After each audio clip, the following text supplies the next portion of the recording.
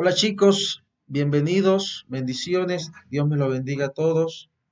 Bienvenidos una vez más a este seminario de Neuropsicología 3 y vamos a hablar hoy de este tema hermoso que es el trastorno por déficit de atención con hiperactividad.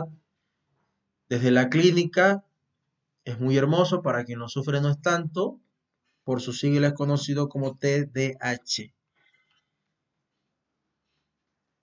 Este trastorno por déficit de atención con hiperactividad ha tenido muchos antecedentes históricos, se ha denominado de diferentes maneras, de diferentes formas, y vamos a encontrar en los antecedentes históricos entonces que el término TDAH ha recibido un gran número de denominaciones. Por ejemplo, Moseley en el año de 1867, Ireland en el año de 1877, Bourneville en el año de 1897 y Clouston en el año de 1899 describían síntomas como la impulsividad, la inestabilidad psicomotriz, dificultades para mantener la atención y, por supuesto, la hiperactividad, ¿no? Entre otros signos y síntomas, ¿no? Recordemos que tal como lo habíamos visto en clases anteriores, el síntoma se refiere a la queja que trae el paciente, ¿no?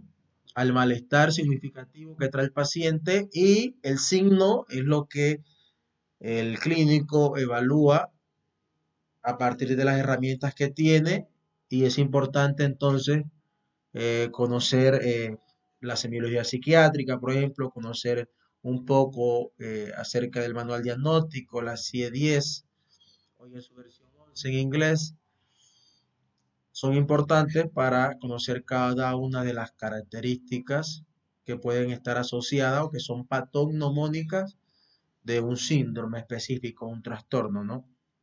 Entonces, siguiendo con estos antecedentes históricos, vamos a encontrar que Barclay establece dos periodos. El primero, donde se habla del daño cerebral infantil, y otro segundo periodo donde nos habla de el origen funcional y la importancia de las características comportamentales, ¿no? Eh, Barclay, sin duda, aportó mucho al TDAH. Hay algunos libros para quien quiera profundizar. Russell Barclay eh, básicamente ha descrito que el TDAH es más que un problema de adicción. Creó además una famosa fundación que se encarga de abordar todos estos fenómenos, y nos ha dicho que una de las cosas más difíciles en, en sus famosos discursos es la hora de convencer a un público en general en relación con el déficit de nuestros niños, al compararlo con el autismo, ¿no? La esquizofrenia o cualquier otro trastorno. Es el propio nombre en sí mismo trivial, TDAH, una pregunta, ¿no? Eh, ¿qué, qué significa? En sí mismo no significa nada y se puede confundir con otras patologías, ¿no? Sin embargo, parte de la razón de que nuestro trastorno, de que este nombre específico, se debe tener en cuenta que es relacionado con el fenómeno de la autorregulación y no de la atención. Eh, Al referirse al TDAH como inatención, es como referirse al autismo, ejemplo como palmotear y hablar raro. Esos son, digamos, los síntomas más obvios de un fallo en el desarrollo de la habilidad para relacionarse con otros como objetos especiales, como humanos, Y eso es lo que es el autismo en realidad, ¿no?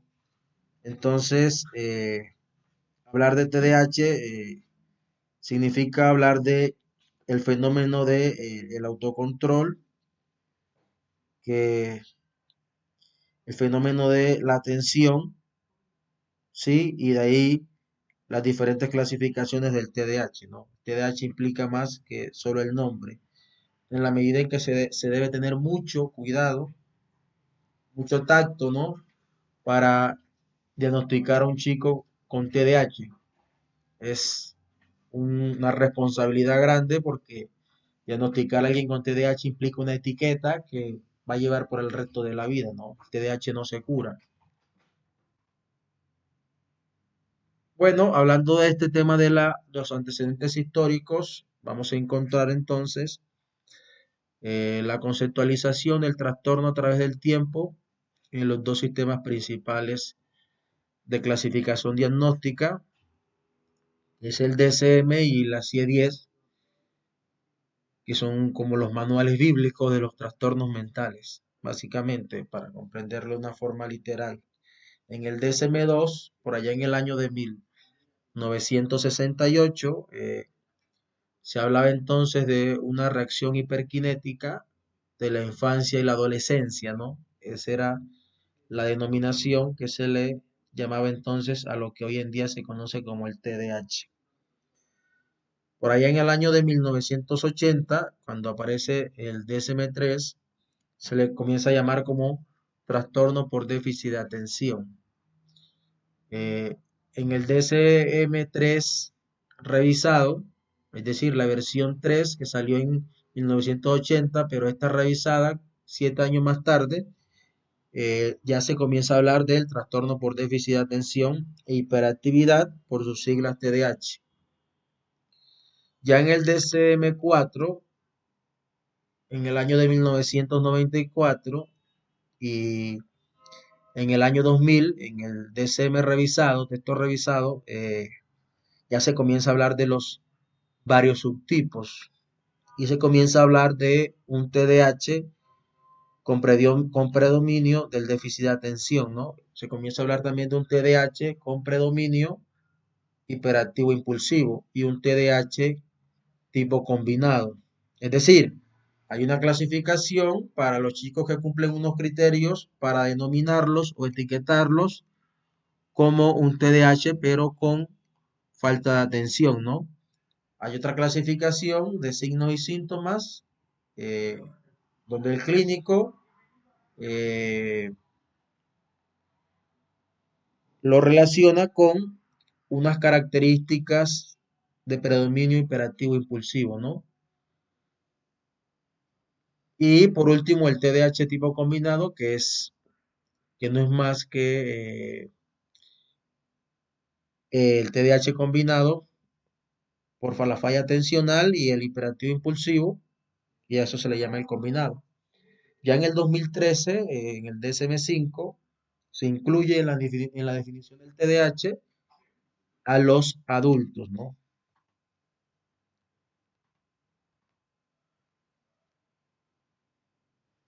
Podemos definir al TDAH como un síndrome conductual de origen neurobiológico.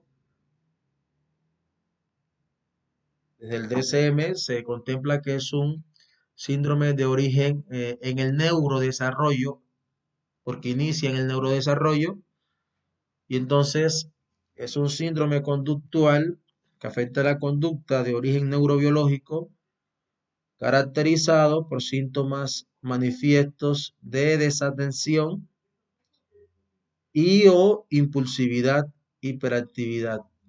Eh, entonces, tal como decíamos hace un rato, existen las especificaciones con relación al síntoma predominante, ¿no? Entonces vamos a encontrar aquí eh, el predominio del déficit de atención, eh, el predominio hiperactivo impulsivo, que vamos a profundizar después, y el tipo combinado, eso es citado de González Valenzuela y Hugo Alfredo, y compañía sobre el concepto de el TDAH, ¿no? La epidemiología, eh,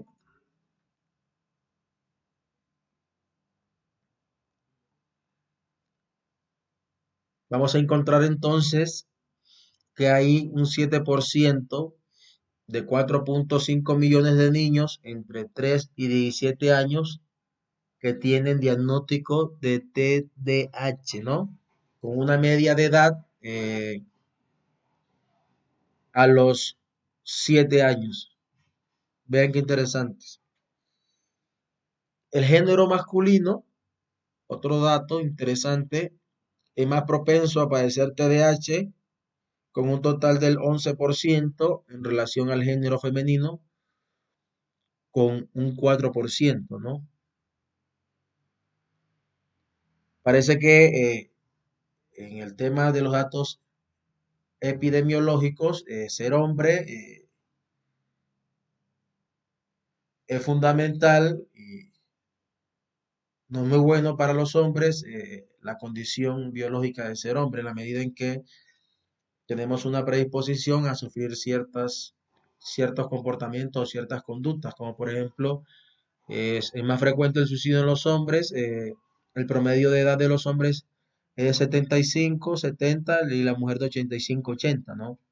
Son unas características, por así decirlo, que marcan la condición de ser hombre y ser mujer. Entonces, parece que los hombres tenemos, la condición de hombres tenemos algunas desventajas a nivel de algunos comportamientos y algunas enfermedades, como por ejemplo en la mujer es más común el tema de la enfermedad de tipo Alzheimer, por ejemplo. Son algunos datos generales. Eh, el nivel socioeconómico bajo, entre los estudios del Center for Disease Control and Prevention, nos habla de que el nivel socioeconómico bajo mostró alta prevalencia del TDAH, ¿no? Y que la estructura familiar monoparental mostró un aumento de incidencia en comparación con la presencia de ambos padres en casas. Son datos epidemiológicos que si quieren pueden revisar a profundidad, ¿no?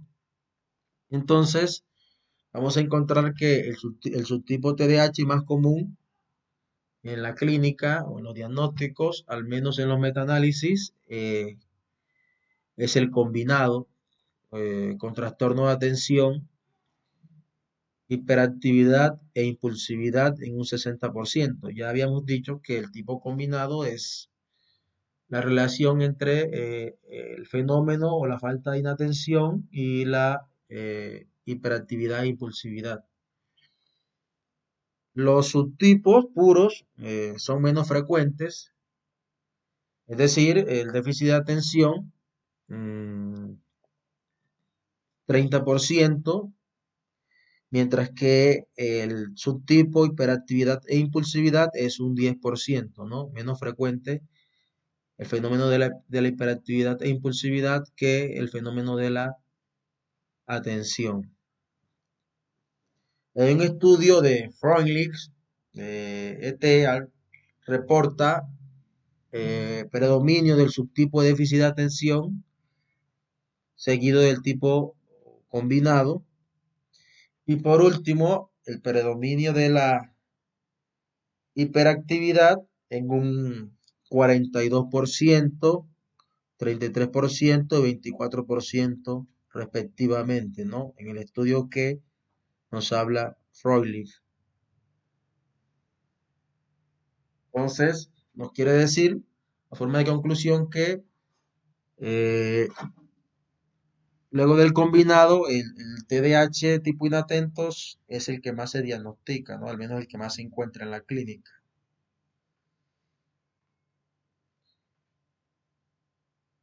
En la etiología, eh, son muchas causas, pero ya habíamos dicho en la definición, habíamos reportado acá sobre que es un síndrome conductual de origen neurobiológico. Eso sin duda demarca que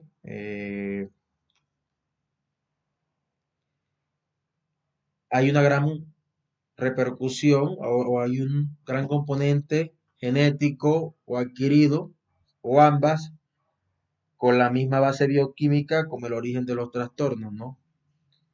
Eh, la mayoría de los casos son hereditarios y el 80% es autosómico dominante, ¿no? El 20% de los casos son adquiridos con influencia de factores ambientales y perinatales. Eh, en Colombia y en el mundo hemos sabido que este fenómeno del embarazo, la concepción, a veces no se planifica. En la mayoría de los casos, las chicas inician a tomar ácido fólico y las demás vitaminas después que saben que están embarazadas, ¿no? Seguramente después que ya han tenido algunas contactos con cerveza u otro tema de sustancia, ya sea alcohol o sustancias psicoactivas o drogas, pueden estar generando algunas dificultades y alteraciones en el sistema dopaminérgico que pueden relacionarse con el tema del famoso TDAH, ¿no? Y es interesante porque la genética conductual juega un papel importante de la prevalencia de personas con antecedentes psiquiátricos como son trastornos psiquiátricos, la depresión, la ansiedad, trastorno antisocial, dependencia de drogas y el alcohol. En los familiares de estos pacientes que tienen TDAH, entonces también el tema de las adopciones, se ha visto una mayor prevalencia del TDAH en los padres biológicos frente a los adoptivos y en la población normal de un 18.6 y 3% respectivamente, ¿no? Y lo que hablamos ahorita del tema autosómico dominante, el fenómeno del estudio de los gemelos, hay una concordancia para los síntomas del TDAH del 55% en gemelos monocigóticos y más o menos una estimación del 33% en gemelos disigóticos, ¿no? Entonces eso nos quiere decir que más o menos el coeficiente de heredabilidad es del 0,65% al 0,91%, ¿no? Entonces, podríamos decir entonces que el TDAH se debe a un 70% a factores genéticos en relación con mutaciones de varios genes, lo que se conoce como el trastorno poligénico. Se ha comprobado, sin duda alguna, que hay varios genes que codifican moléculas con un papel importante en la neurotransmisión cerebral que muestran variaciones alélicas, ¿no? Eso que se conoce, es muy famoso ese concepto de el polimorfismo y que incluyen en el TDAH estos genes defectuosos. Entonces, es algo así como que si le mandaran o dictaran al cerebro la manera de emplear los neurotransmisores. En este caso, el neurotransmisor más estudiado es la dopamina, por sus siglas de A, encargada de inhibir o modular la actividad neuronal que intervienen en las emociones y el movimiento. Téngalo en cuenta. De esta manera se sugiere un fallo en el desarrollo de los circuitos cerebrales en que se apoya la inhibición y el autocontrol. Entonces, muchos estudios han asociado algunos genes con las manifestaciones del TDAH, que son los genes que codifican para los transportadores y receptores de la dopamina y el gen transportador de la noradrenalina. A pesar de la asociación significativa con el TDAH, las magnitudes de efecto siguen siendo pequeñas, por lo que la probabilidad de desarrollar TDAH posiblemente depende de varios genes y probablemente hay varias combinaciones distintas de genes, es decir, poligénico con heterogeneidad genética, ¿no? Entonces, es muy famoso el hallazgo ahora en las neurociencias consistentes en las regiones del gen, el DRD4, el DRD5, que codifican el receptor de la DA, que es la dopamina, y el DAT1 y el DAT5, que codifican el transportador también de la dopamina, ¿no? Sin embargo, hay que tener presente que muchos niños con polimorfismos genéticos no tienen un TDAH y muchos niños con TDAH no tienen ningún de los conocidos polimorfismos cuando se detectan los casos, ¿no? Entonces, son datos curiosos para tener en cuenta. Sin embargo, lo que hablamos de las influencias ambientales y perinatales, tenga en cuenta entonces que los factores que influyen en el proceso prenatal, perinatal y postnatal en la vida intrauterina, por ejemplo, lo que hablábamos ahorita del alcohol, la nicotina, algunos fármacos como las famosas benzodiazepinas, los anticonvulsivantes, eh, la prematuridad o bajo peso del nacimiento, algunas alteraciones cerebrales como la encefalitis o traumatismo que afectan a la corteza prefrontal, la hipoxia, ¿no? Que es la disminución del oxígeno en el cerebro, la hipoglucemia, o quizás también la exposición a niveles elevados de plomo en la infancia temprana, también se está asociando con alergias alimentarias, los famosos aditivos, aunque sin duda alguna se necesitan mucho más investigaciones al respecto de este último tema, ¿no? Otra característica es, sin duda alguna, el fenómeno de los factores neuroquímicos, ya habíamos dicho, de los neurotransmisores de mayor relevancia, ¿sí? La noradrenalina y la dopamina, que tienen una función atencional y de regulación motora.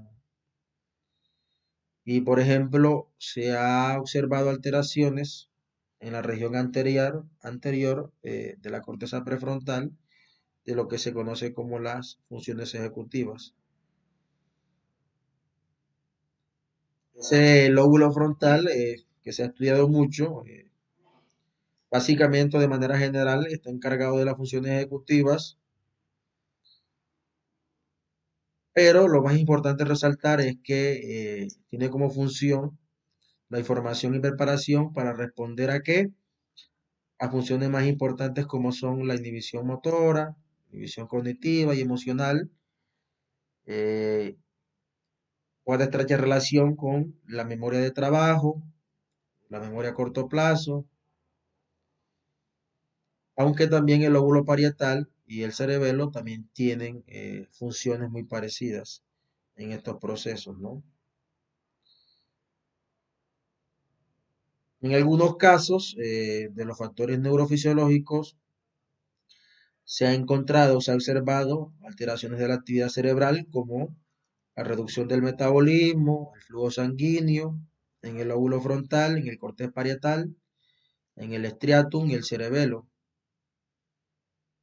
Por ejemplo, que hay aumento del flujo sanguíneo y la actividad eléctrica en el cortés sensoriomotor, ¿no? Que ya lo hemos visto en clases anteriores donde queda ubicado. Son algunos de los factores que pueden incidir en el TDAH, ¿no? Entonces, Barkley en el año 2006 consideró como posible causa el mal funcionamiento de la corteza prefrontal, dorsolateral, ¿no? Y los ganglios basales, o sea, el núcleo caudado y el globo pálido, por ejemplo, y nos está hablando de las áreas 9, área 46. En la zona frontal del cerebro se considera responsable de inhibir la conducta, mantener la atención, usar el autocontrol y hacer planes futuros, que era un poco lo que hablábamos ahorita. Investigaciones han mostrado o muestran niveles, en caso de algunos neurotransmisores, principalmente la dopamina.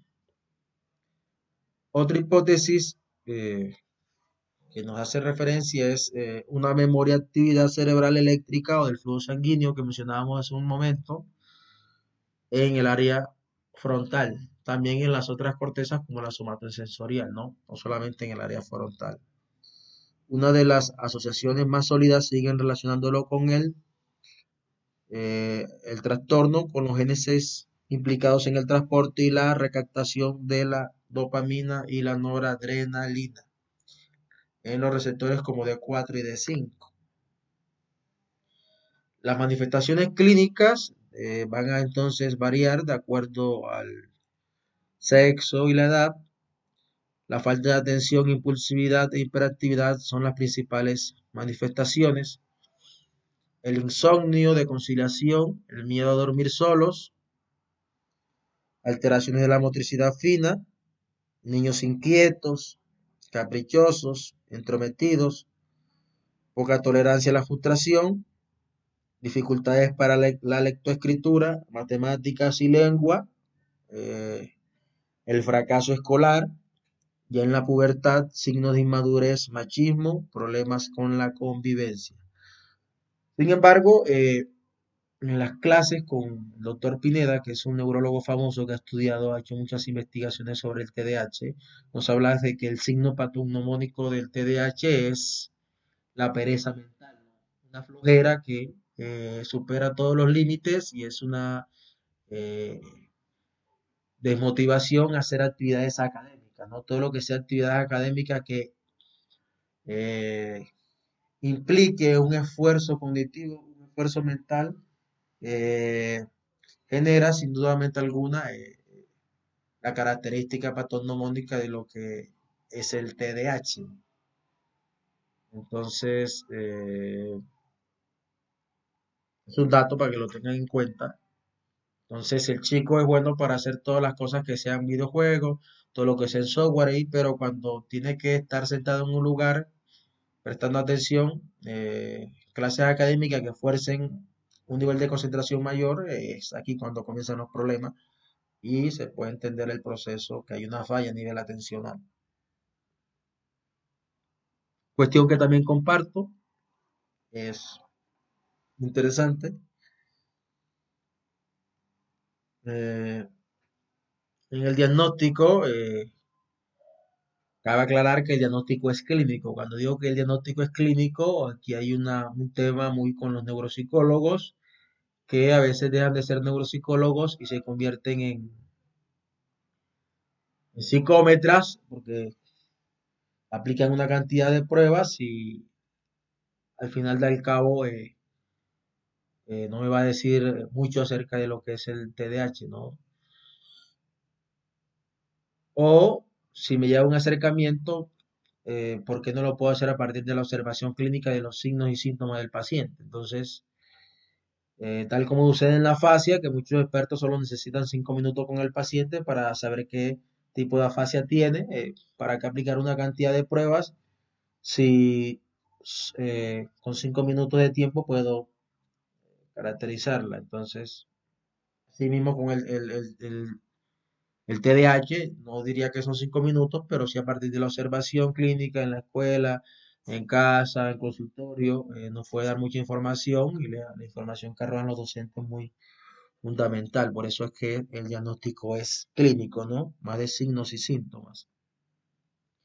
En el 15, entonces, nos hablan de un patrón persistente de inatención y o hiperactividad de impulsividad, es decir, o es inatento o también puede estar la variabilidad de la hiperactividad, impulsividad o los dos, ¿no? Que interfiere con el funcionamiento del desarrollo que se caracteriza por uno y 2.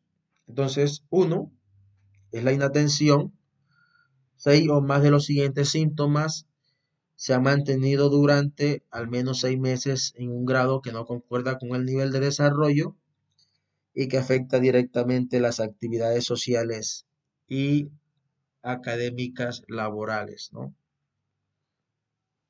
Entonces, tenga en cuenta el tiempo de duración de los signos y síntomas que debe ser de 6 meses.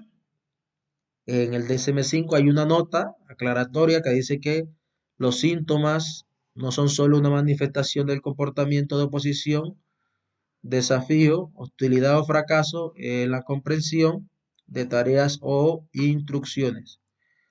Tenga en cuenta entonces que según esta nota, para los adolescentes mayores y adultos de 17 años y más años de edad, se requiere solamente que cumpla una categoría de 5 síntomas.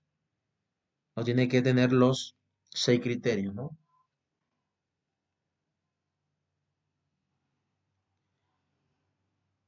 Con frecuencia falla en presentar la debida atención a detalles o por descuido se someten errores en las tareas escolares, en el trabajo o durante otras actividades. Ejemplo, se pasan por alto, se pierden detalles, el trabajo no se lleva a cabo con precisión. Con frecuencia tienen dificultades para mantener la atención en tareas o actividades recreativas. Por ejemplo, tiene dificultades para mantener la atención en clases, conversaciones prolongadas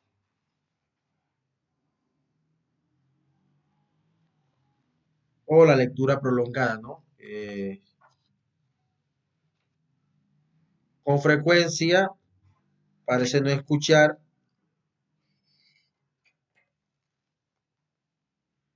Vean qué interesante, cuando se le está hablando directamente, por ejemplo, parece tener en la mente otras cosas, incluso en ausencia de cualquier distracción aparente, ¿no?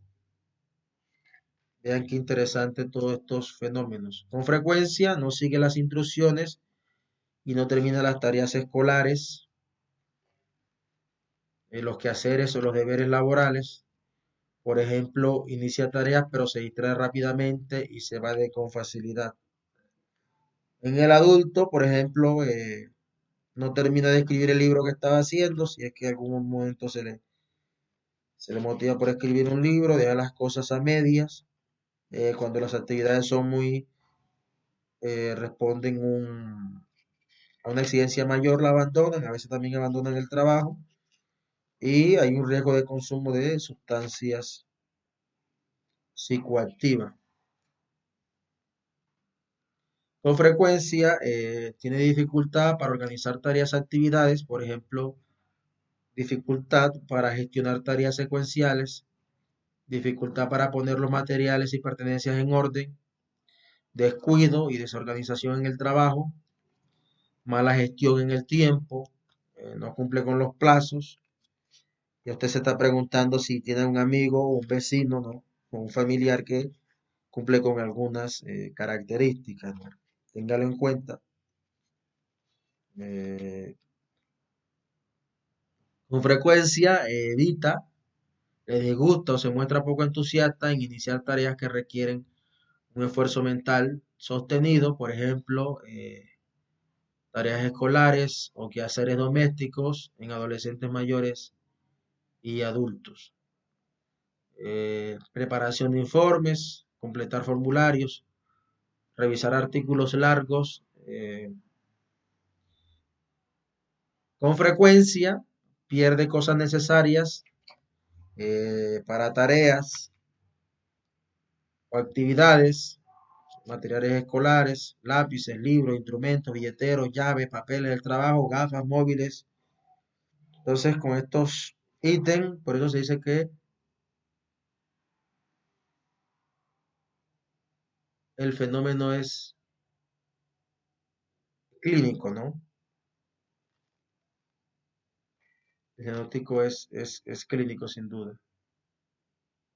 Eh, con frecuencia, entonces, se distrae con facilidad por estímulos externos. Para adolescentes mayores y adultos puede incluir pensamientos no relacionados, ¿no? Distraerse con facilidad.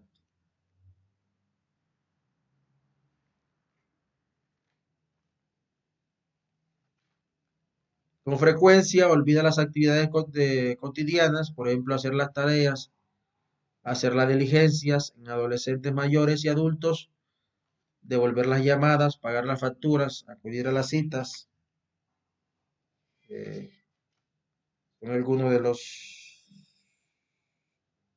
datos, ¿no?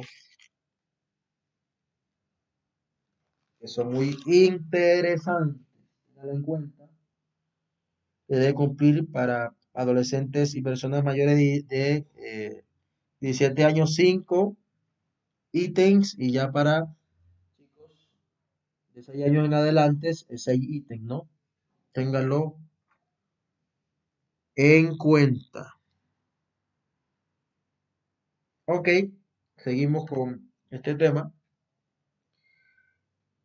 Hiperactividad e impulsividad, entonces 6 o más de los siguientes síntomas. Recuerden que lo anterior era inatención. Inatención. Y hiperactividad e impulsividad son 6 o más de los siguientes síntomas. Se han mantenido durante al menos 6 meses en un grado que no concuerda con el nivel de desarrollo y que afecta directamente a las actividades sociales, académicas y o laborales para el caso de las personas adultas, ¿no? Hay una nota muy aclaratoria en el DSM-5 que dice los síntomas no solo son una manifestación del comportamiento de oposición, desafío, hostilidad o fracaso para comprender tareas o instrucciones.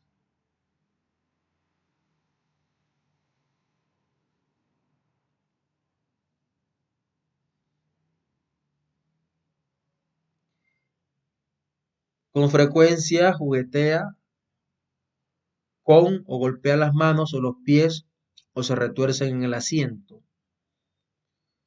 Con frecuencia se levanta en situaciones en que se espera que permanezca sentado. Es por eso en este primer ítem eh, que se parece mucho al autismo, ¿no? Pero es mucho más que eso. Entonces, retomo nuevamente que se levanta en situaciones en que espera que permanezca sentado. Se espera que un chico de 6 a 7 años permanezca sentado, así la clase le parezca aburrida, ¿no? Así no le parezca tan interesante. Se levanta de clase, en la oficina, en otro lugar de trabajo, se levanta frecuentemente, que requieren tener espacios como para respirar, pero en realidad es una falla, ¿no? Con frecuencia correcta, o trepa situaciones en las que no resulta apropiado.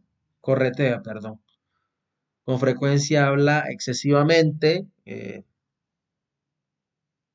habla y habla, no se confunda esto con el tema característico porque las chicas hablan más que los hombres, pareciera que las mujeres al día, si quieren investiguen la profundidad, cuántas palabras dice una mujer al día, cuántas palabras dice una mujer al hombre, ¿no? Entonces, téngalo en cuenta, ¿no? Ese fenómeno de ser hombre y mujer marca la diferencia. Eh, en adolescentes adultos, otra vez una nota, puede limitarse a estar inquieto, con frecuencias incapaz de jugar o de ocuparse tranquilamente en actividades recreativas, ¿no? Entonces hay personas que juegan parque y entonces eh, tienen una incapacidad de jugar o de ocuparse tranquilamente de actividades recreativas. Con frecuencia responde inesperadamente o antes de que se haya concluido una pregunta. Ejemplo, terminar las frases de otros, no respeta el turno de conversación.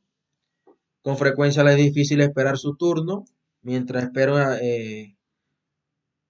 una cola o un emparedado u otra en la fila del banco.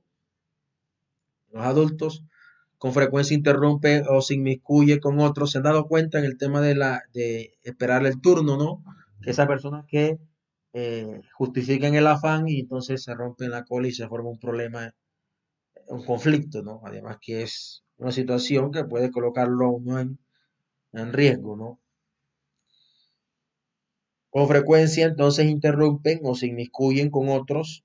Ejemplo, se meten en las conversaciones, juego actividades, pueden empezar a utilizar las cosas de otras personas sin esperar recibir permiso. En adolescentes y adultos pueden inmiscuirse o adelantarse a los que hacen otros, ¿no? Donde no los han llamado.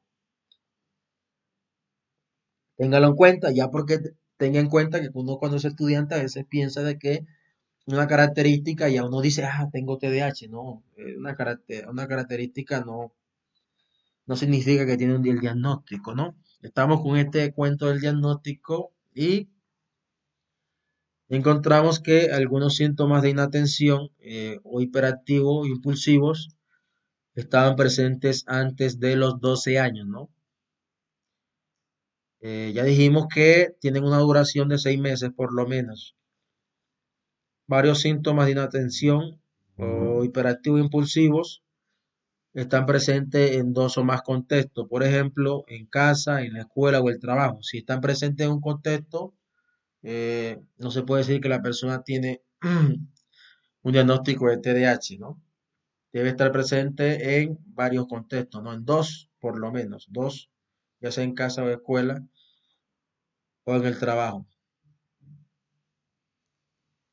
Existen pruebas claras, importante este dato, ¿no? Existen pruebas claras, o sea, pruebas claras, claras. No es que yo creo, no, hay pruebas claras de que los síntomas interfieren con el funcionamiento social, académico, laboral o reducen la calidad de los mismos. Este es un criterio de exclusión o de inclusión. Los síntomas no se producen exclusivamente durante el curso de la esquizofrenia o de otro trastorno psicótico, no se explican mejor por otro trastorno mental, trastorno del estado de ánimo, trastorno de ansiedad, trastorno disociativo, trastorno de la personalidad, intoxicación o abstinencia de sustancia.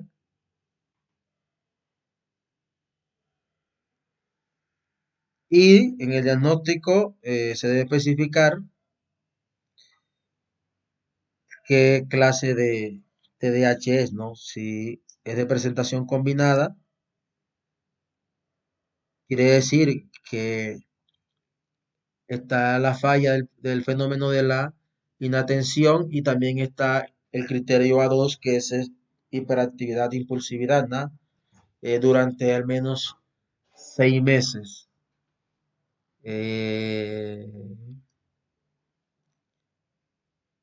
Está la otra categoría, que es la presentación predominante con falta de atención, eh, y nos hace referencia solamente al criterio A1, que es la inatención, pero no se cumple el criterio A2, obviamente, que es el criterio de eh, hiperactividad e impulsividad.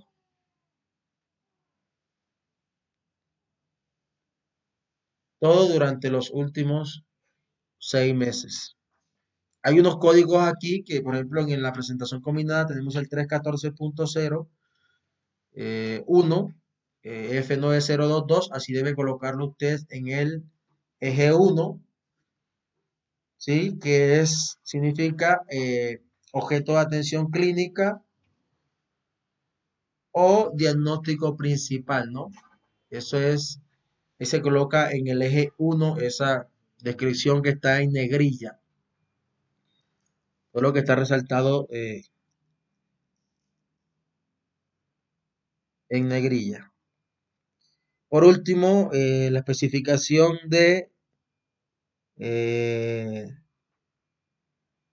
predominante hiperactivo impulsiva. eh, si se cumple el criterio A2, que es de hiperactividad impulsividad. Obviamente, si se cumple el criterio A2, no se va a cumplir el criterio A1, que es el de inatención durante los últimos 6 meses.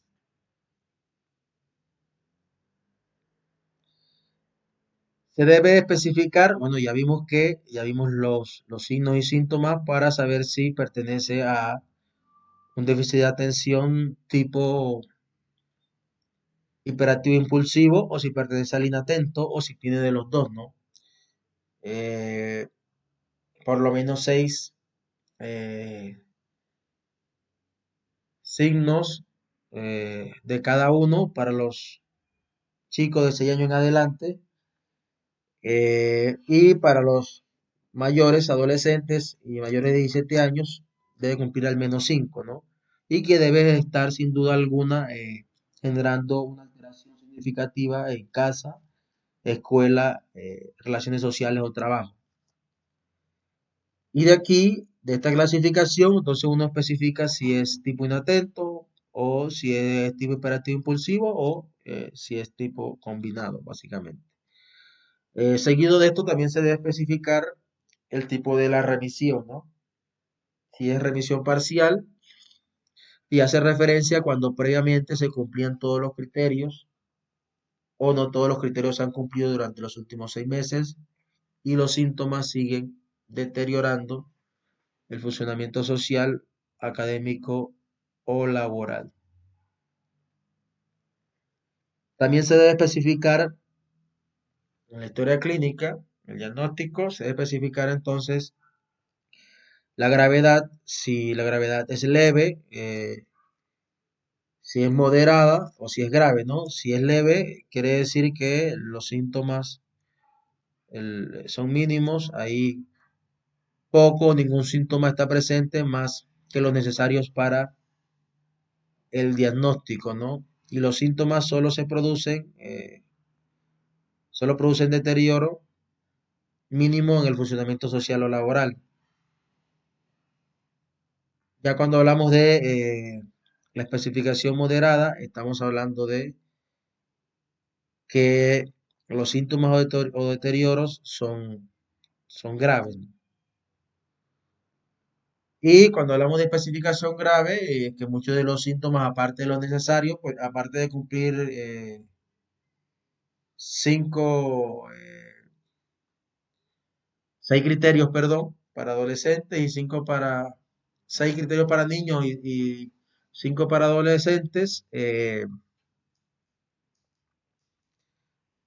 cumplen 7, 8, 9, 10 o más de los signos o síntomas en el funcionamiento social o laboral, ¿no?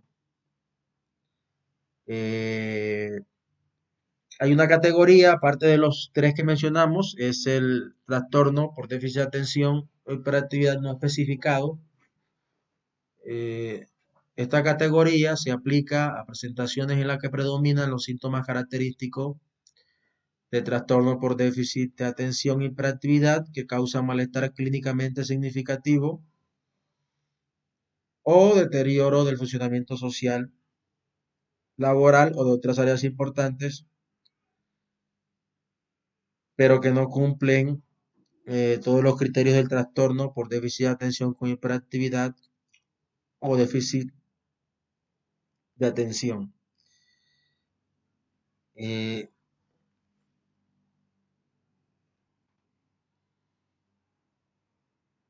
y está la categoría del trastorno por déficit de atención y con hiperactividad especificado que se utiliza en situaciones, oígase bien, eh, en las que el clínico opta por comunicar el motivo específico por el que la presentación no cumple los criterios del trastorno por déficit de atención con hiperactividad o de algún trastorno específico del desarrollo neurológico. Esto se hace registrando otro trastorno por déficit de atención con hiperactividad específico y a continuación el motivo específico. Ejemplo, con causa de inatención insuficiente, por ejemplo. Téngalo en cuenta, ¿no?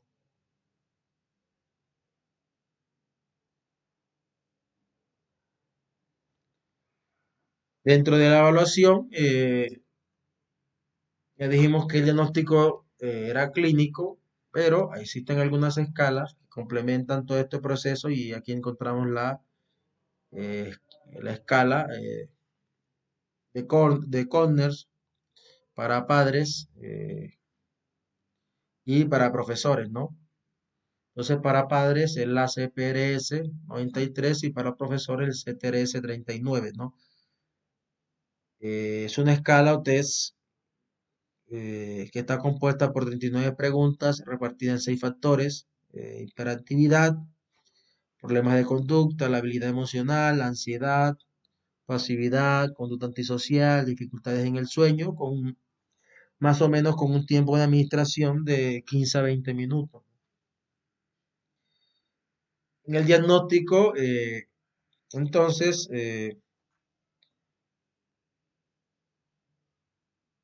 se puede responder a un formato de escala Likert con 4 posibles opciones, es decir, nada, poco, bastante, mucho, nada, cero, poco, uno, bastante, dos, mucho, tres. La escala de padres, los niños que obtienen una puntuación 15 o superior requieren un estudio en profundidad porque posiblemente sean hiperactivos, y para las niñas la puntuación es 13 o superior. Mientras que en la escala de profesores, una puntuación de 17 o superior para los niños y 13 o superior para las niñas hace sospechar de la existencia de un posible eh, TDAH, ¿no?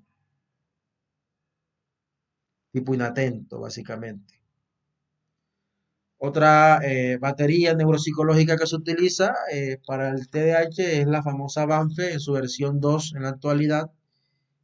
Es la batería neuropsicológica de funciones ejecutivas y lóbulos frontales.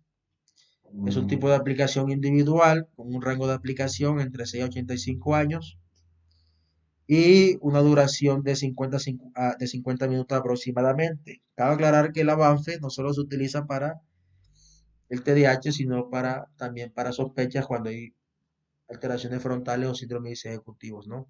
Básicamente.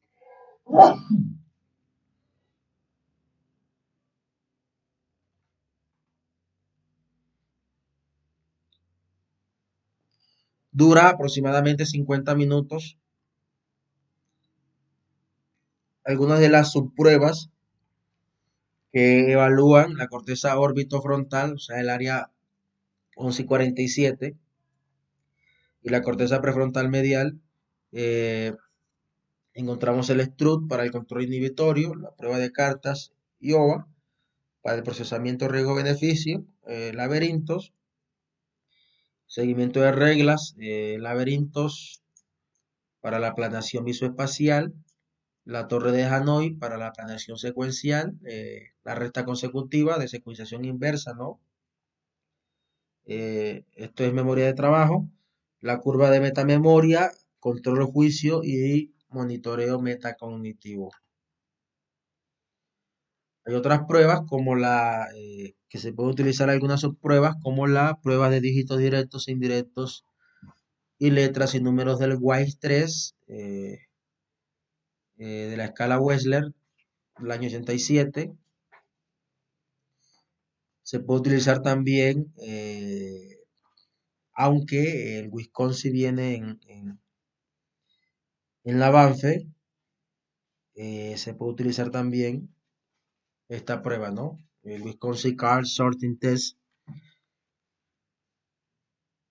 Otra prueba que se puede utilizar es el Try Marking Test, el famoso TMT. Es una prueba de velocidad de búsqueda visual, de atención, de flexibilidad mental y función motora, ¿no? La prueba consta de dos partes, una parte A y una segunda parte B de mayor complejidad.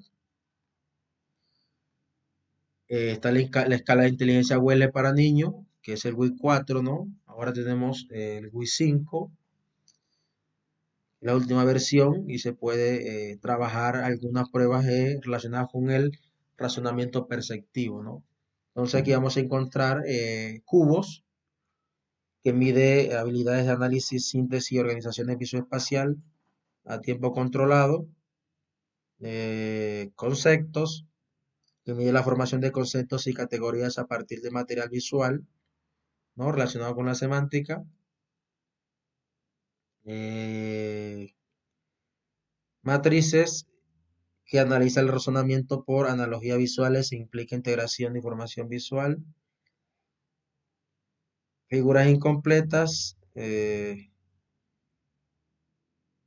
una prueba optativa, pero interesante para trabajar todo el tema de la reconocimiento y organización perceptiva a un tiempo controlado, ¿no? Que el chico aproximadamente se le muestra una figura que le falta una parte, perdón, se le muestra una imagen que le falta una parte y en 20 segundos aproximadamente debe decir que le falta. Por ejemplo, se le muestra un lápiz y debe decir qué parte del lápiz que se le muestra le falta en la imagen, ¿no? Así también el zorro, una silla, una escalera, una puerta, le falta una bisagra, y así sucesivamente.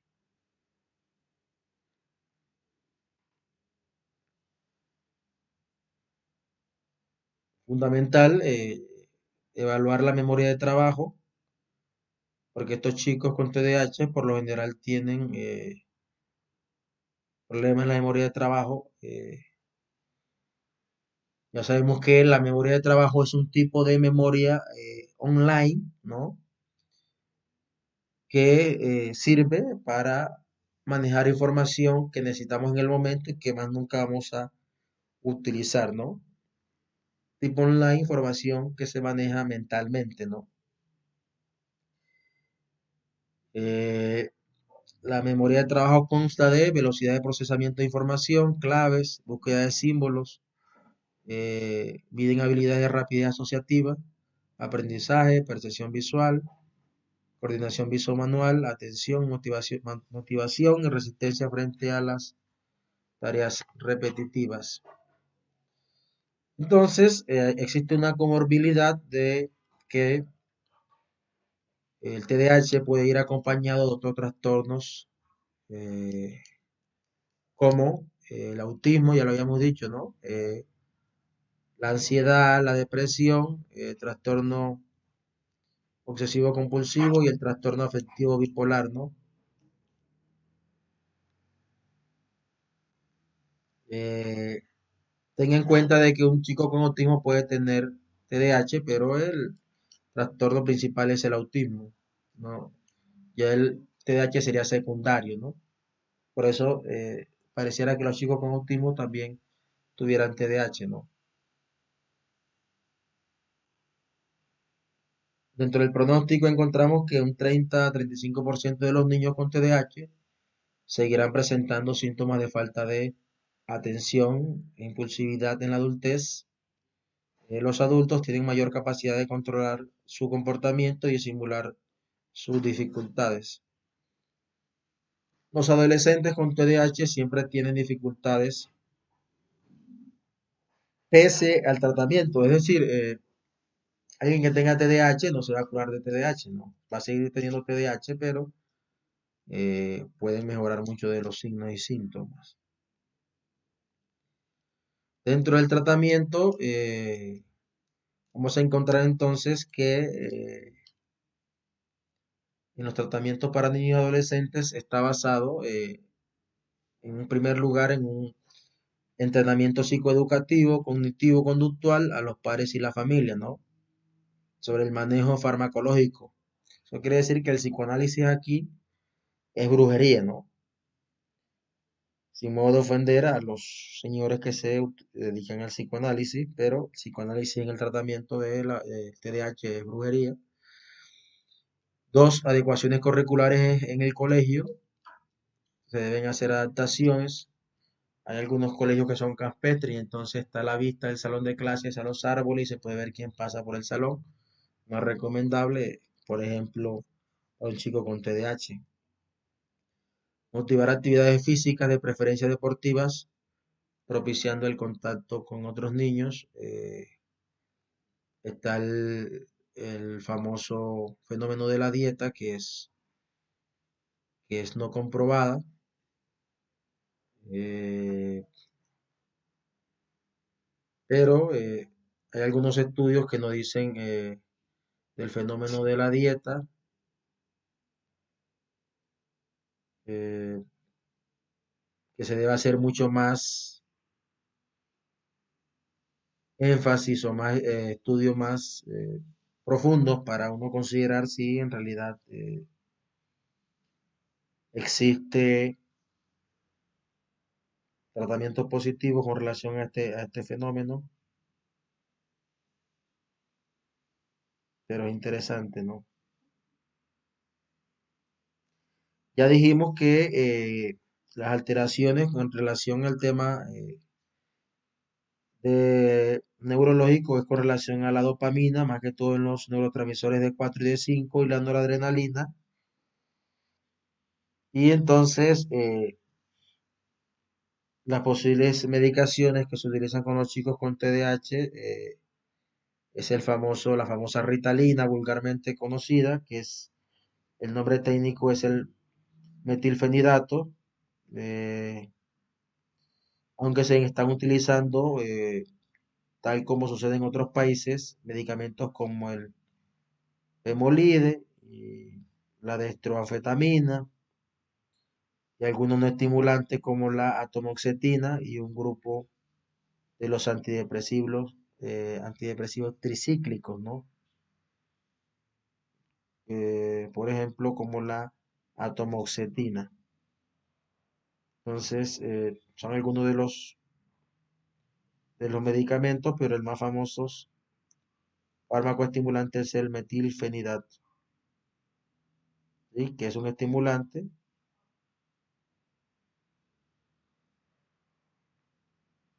Eso es con respecto al tratamiento. Aquí, a manera de conclusión, entonces encontramos el tratamiento farmacológico de estimulantes para hacer la clasificación y profundizar un poco más. Metilfenidato es el fármaco de elección que se da una dosis de 0,3 a 1 miligramos por kilo cada día.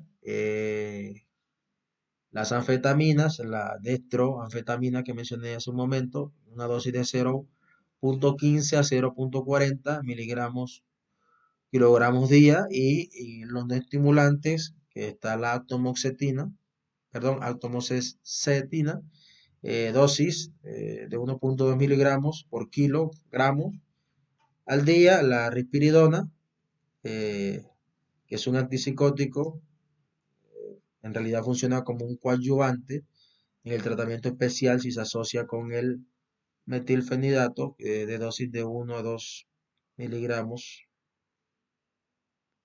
cada kilo por día. Tenga en cuenta que usted como psicólogo no está éticamente habilitado para medicar ningún tipo de estos medicamentos. Sin embargo, téngalo en cuenta que es importante conocer todos estos procesos porque un medicamento puede generar efectos inesperados en un chico. Entonces se puede hacer la recomendación al neuropediatra para que contemple la posibilidad de estudiar a profundidad los cambios que está haciendo un medicamento, pero en ningún momento usted puede tomarse la atribución o el respeto de decir que este medicamento está haciendo un efecto que no se debe medicar y que se debe suspender porque hay muchos mitos, entonces no es nuestra función, ¿no? Téngalo en cuenta, ha sido todo por hoy de este seminario de Neuropsicología 3. Dios me lo bendiga a todos. Muchas gracias. Nos vemos entonces en el transcurso de la semana para dedicarle algunos momentos de tiempo para aclarar todos estos temas, ¿no? Mm, Dios me lo bendiga entonces. Muchas bendiciones para todos y hasta la próxima. Bye bye.